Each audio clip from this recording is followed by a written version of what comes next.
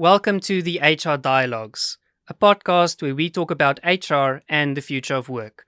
I'm your host, Dr. Veldsman, and today we've got an exciting episode lined up where we will be talking about artificial intelligence and how the democratization of learning is changing the way that organizations think about development. I will be joined today by the CEO and co-founder of Dextego, Ioanna Mantzouridou Onasi, and she will share what they are doing in terms of building an AI-driven coaching platform. Welcome to the HR Dialogues, where we learn from people practitioners as they navigate the emerging world of work. Ioanna, welcome to the HR Dialogues. Thank you so much. It's a pleasure to be here, Dieter. Thank you. As a kickstart, tell us a bit about what does Dextego do? Yes, Dextego is an AI coaching platform that balances AI with a human touch in order to, as you said very well, democratize learning, in particular soft skills learning, and help companies retain their top talent. That's great. And I think that's very relevant for our audience and exactly what we want to deep dive into today. So, Ioanna, maybe as a bit of context, I think something we are all seeing in the environment is there's this question around how AI is going to change the way that we learn. On the one side, there's the argument to say AI is the future, human skills and soft skills are no longer important. And on the other side, really this perspective that we have to almost celebrate our humanness in terms of the skills as well. I want to kickstart just by asking the question, what does the digital learning landscape look like today? I think there are two big things going on. There is a change we see coming from the HR professionals, and then there's a change coming from the people, employees worldwide. I mean, we saw, what was it, in May of 2023, there were like 4 million people that decided to quit their jobs. And I think this is super connected with the fact that they're tired of not being heard, of not having their emotional needs satisfied at work. And that is also very well connected to soft skills, because we always had these skills and the need to express them. But I feel like for years now, we've been trying to figure out how on paper by researching, doing studies from psychologists to HR people. And like we haven't found a way to really cater to these needs while being productive at work. And so what happens suddenly, you have this burst of AI and it kind of awakened people saying, oh, we do have to take care of these human skills because this is the only thing that really matters today. When you have the technical skills figured out by the machines and AI supporting us in all facets of our lives today, and it will only become bigger, now we have to really look internally and say, okay, what are the skills that I have that I can bring to the table? How do I lead others? How do I communicate with others successfully? And so the digital learning landscape has really moved into figuring out that. And I believe that we're still very early, like there's a huge way to go, because the tools that exist today have been by default catering the HR side. So they have focused on helping, let's say, a head of HR, a chief learning officer, create courses, assign these courses, but there's a lot that's missing, and we'll dive into it in terms of personalization and how we put the employee in the center of digital learning rather than vice versa, checking a box that they did the course. So yeah, that is my high level approach to the shift, but it's here, it's very real, and the numbers show it. I think especially in the post-pandemic world, consumers have become very much focused on instant gratification. I want everything now and I want it my way, and I want to be able to engage with the world according to my needs and my wants. And that's put organizations under pressure. And I think that's also now entering the employee experience as well as in the learning space. And I think it's exciting for us to think about that, but it definitely is quite a big shift from, the traditional models that you've rightly mentioned. Sometimes was a little bit more orientated towards the organizational and the HR need, and not so much about the individual and what they wanted to do in terms of their own development. Ioanna, talk to me a bit about this big word, democratization of learning. It's a term that gets utilized quite a bit, usually in the context of AI and AI-based learning. Can you demystify that for us a bit? Yes, it's actually a loaded word. Like some people don't like it. They prefer meritocracy. They prefer other definitions. And I'm fine with everything because the true meaning of it is really giving equal opportunities and equal access to skills that have been kept for a few people that have access to huge mentorship networks, coaching networks, probably had specific education. And now you have, in particular, Gen Z coming in the workplace saying, enough, I don't like the way you guys teach us skills, and saying, I need to also feel like I'm in charge of my learning. The way AI can democratize access is by putting the learner in the forefront and saying, what do you need to learn to be successful?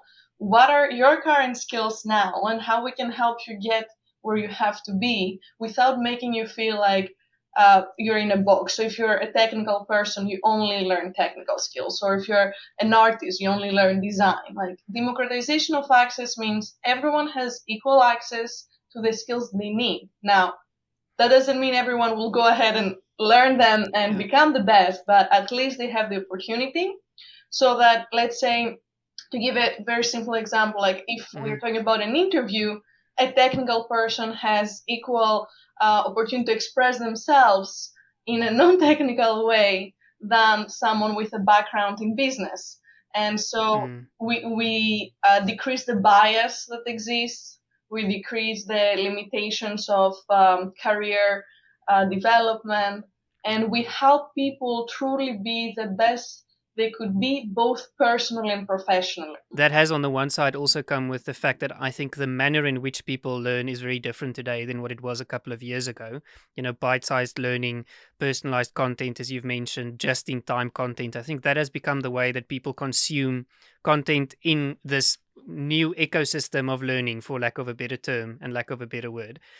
Something that you mentioned that I think is really important for our listeners also to pay attention to is the fact that in the old world, the more senior I became in the organization, it's as if more opportunities became available. Coaching is a great example, right? Very, very expensive to do, extremely, extremely valuable, but the accessibility towards that solution almost happens once you further in your career, and we kind of leave people to their own devices with generic type of solutions at the entry level stage. You spoke about personalization, we've spoken about individualization.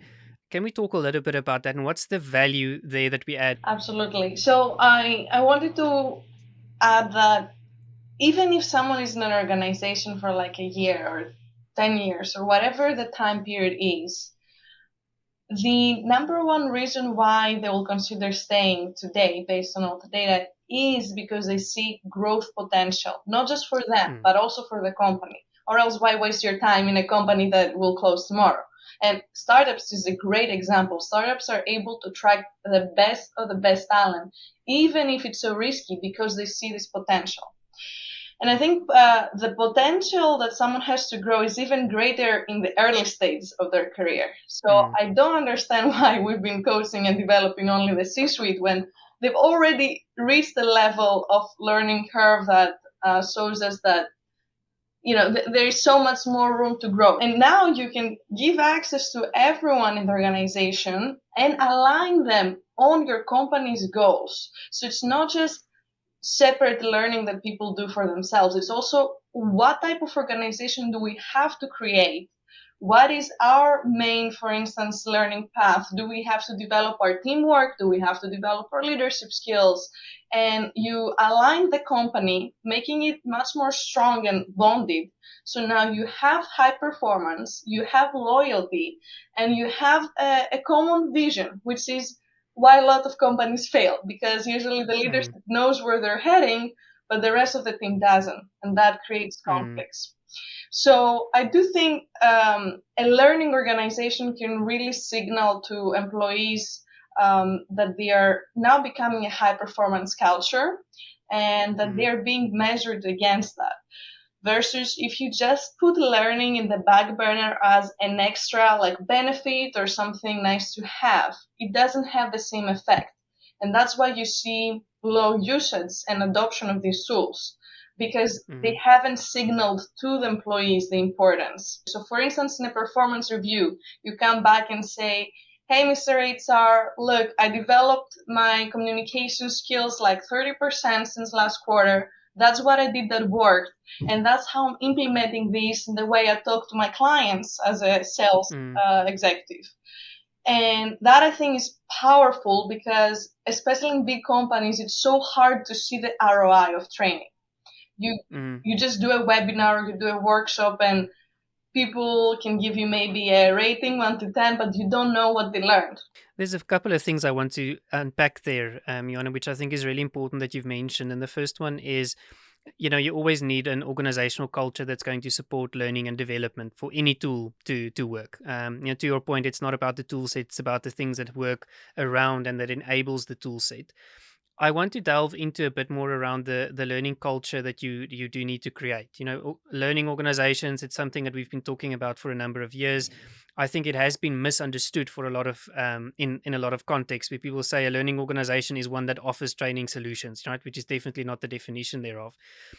I'd love your view on how do we really create an authentic learning organization. To me, it's the adaptability of the learning organization and the continuous aspect of it. So, in our case in Dextego, let's step back a little bit. We have a human skills model where we talk about three areas of skills. The intrapersonal, which are, for instance, your learning agility, how fast you learn, your adaptability.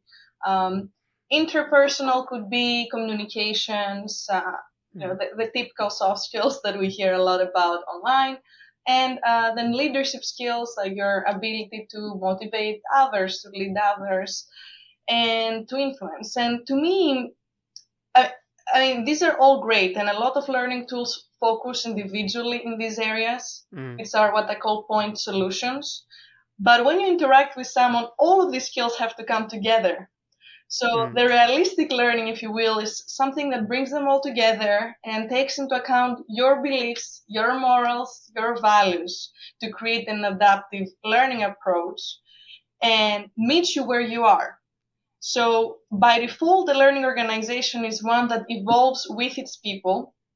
Because mhm, today, you might be in a good state of mind and you might do, for instance, an exercise about negotiation and kill it. And then tomorrow, your confidence is low and it affects the way you negotiate.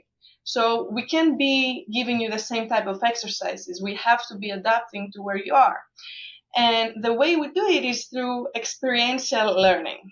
So you put a mm, person in a situation and you see how they behave and you react to that, which is, I think, the most impactful learning because you will remember it by doing mm, something. It's not a passive, okay, I just watch a video or I just read the text and then I try to figure out what I learned. That almost never helps. So, continuous now is the fact that you'll do it every day. You'll do a few minutes. You mentioned earlier micro learning. That's exactly it. A few minutes a day, every day, to see exponential growth over time.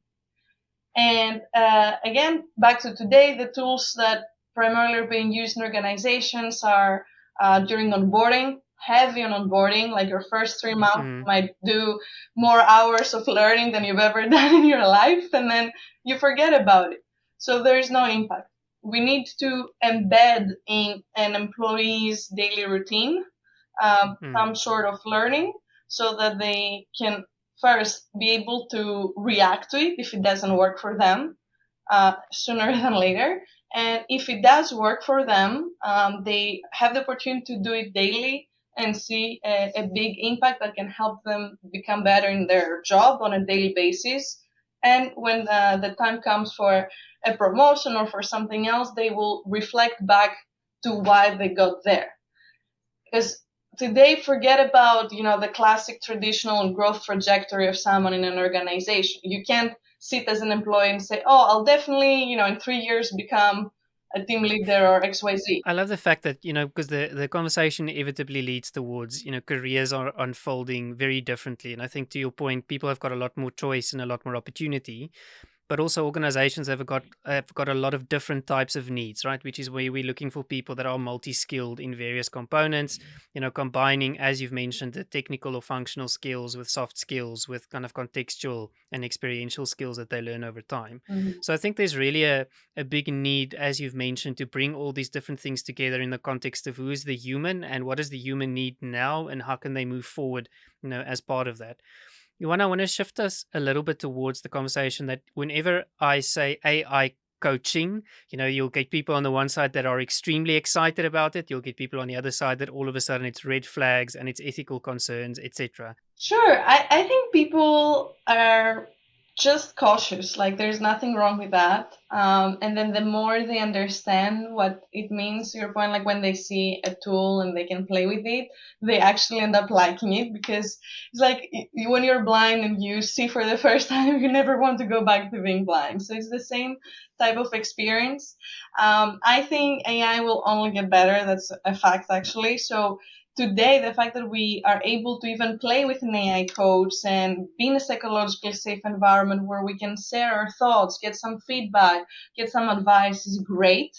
It gives Mm, access to also a diverse group of people that might not find a right human coach for them.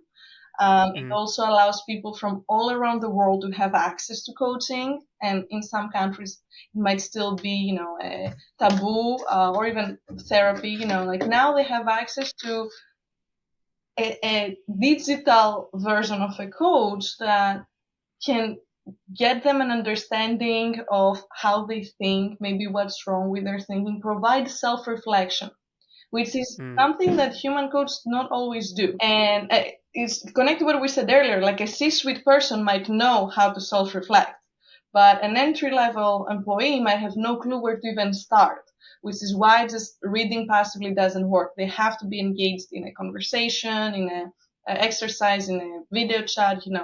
And I think all the stimuli that people need is now given to them in a very cost-effective way, mm-hmm, and it is giving them power to share and say, for instance, that happened to today. Like, I was talking to this client and they talked in a mean way. It affected me. Whatever the situation could be, that maybe something they don't feel comfortable talking about to their boss.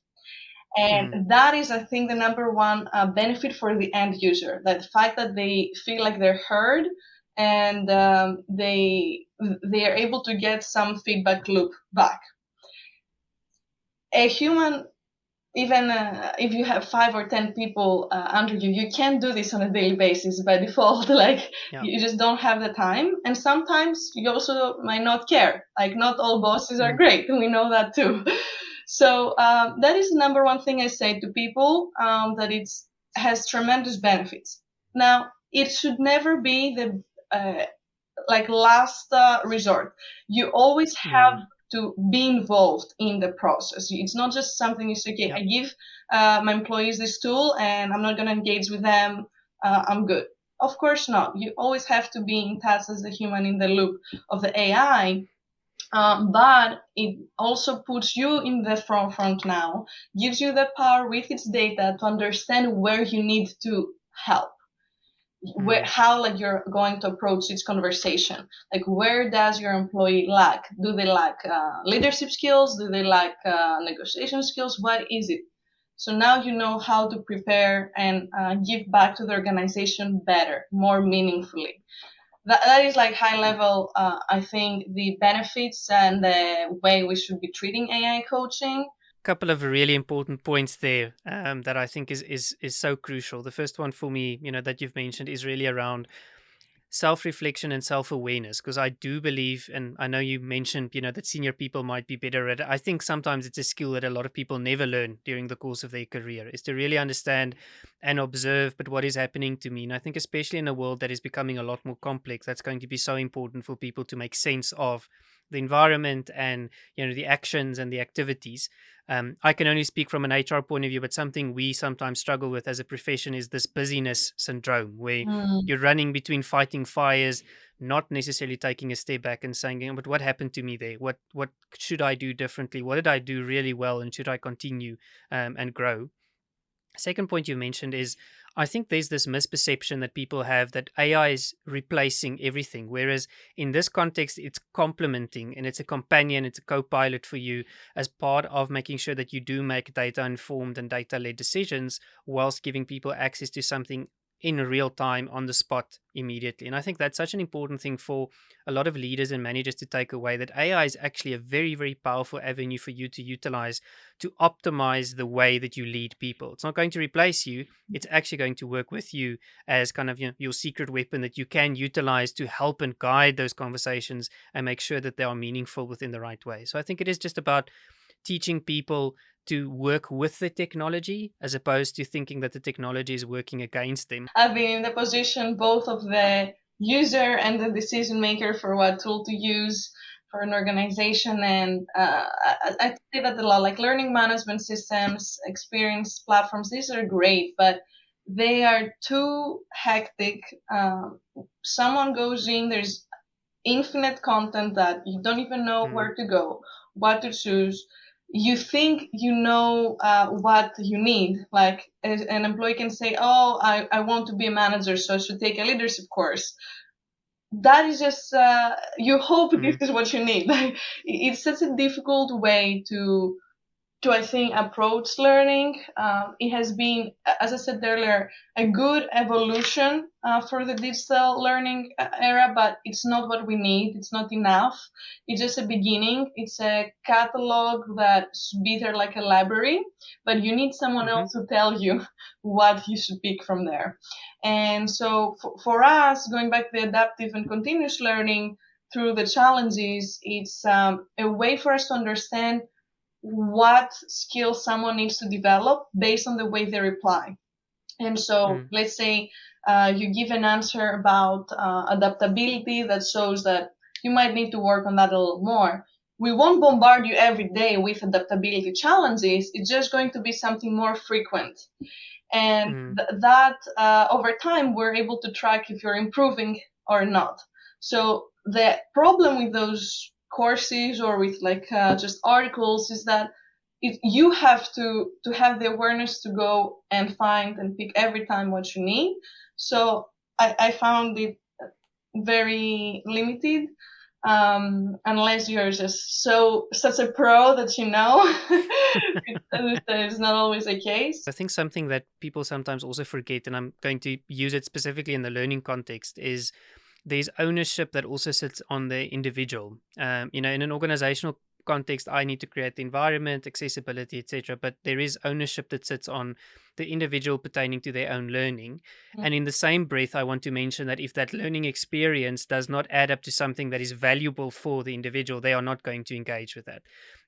We talk to a lot of clients, and usually they ask us this question whenever AIHR comes in and says, how are we going to create this culture of learning where people want to learn, and content is not the only answer. There's also other components there that people need to and want to learn, I think as part of that. So this more involved process, this more really trying to understand what people are saying, I think is so important. I mean, something else we're seeing is that the relationship between employers and employees are changing, right? The relationship of trust is changing. People are not afraid to speak up and step up. We've seen a lot of employees almost acting a lot more like activists within the organization for things they care about, taking social stances about things outside and how the organization is behaving, and showing up in the public domain.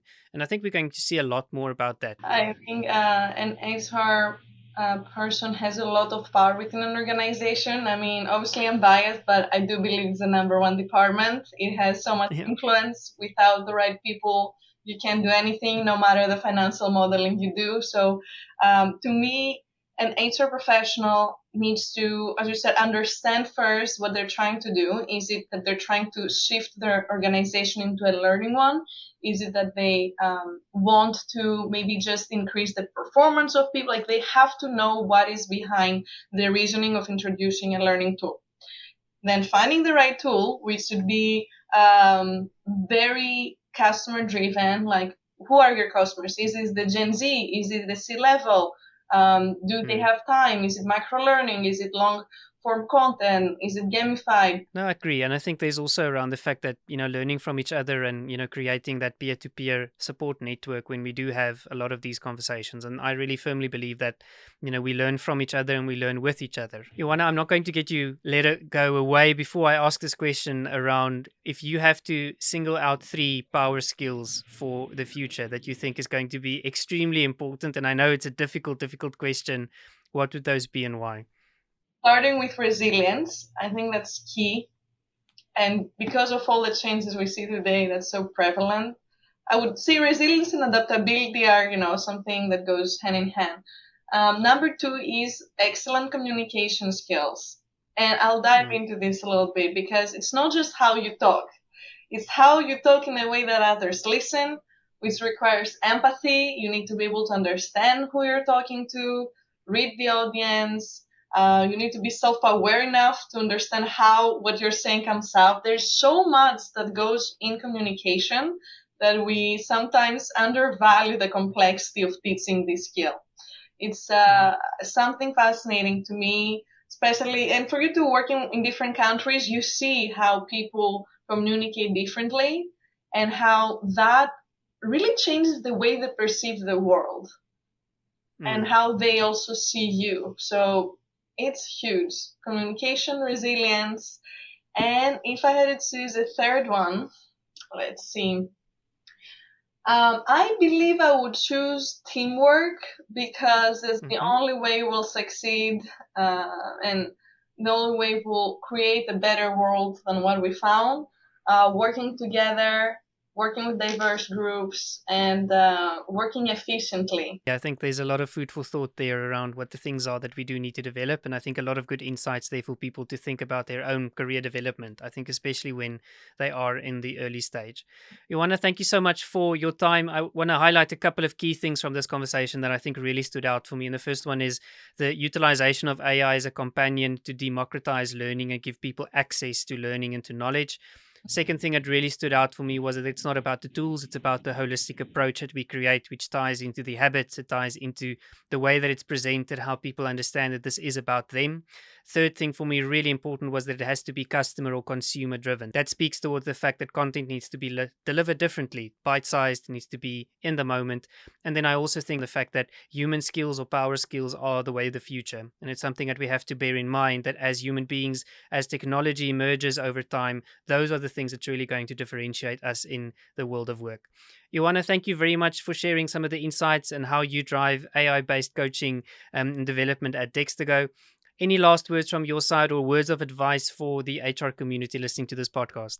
First of all, thank you very much. I can do this every day. I love talking to you always. If I had to leave them with something, I would say is that it's the first time in history, in my opinion, that HR has so much power to change a whole organization.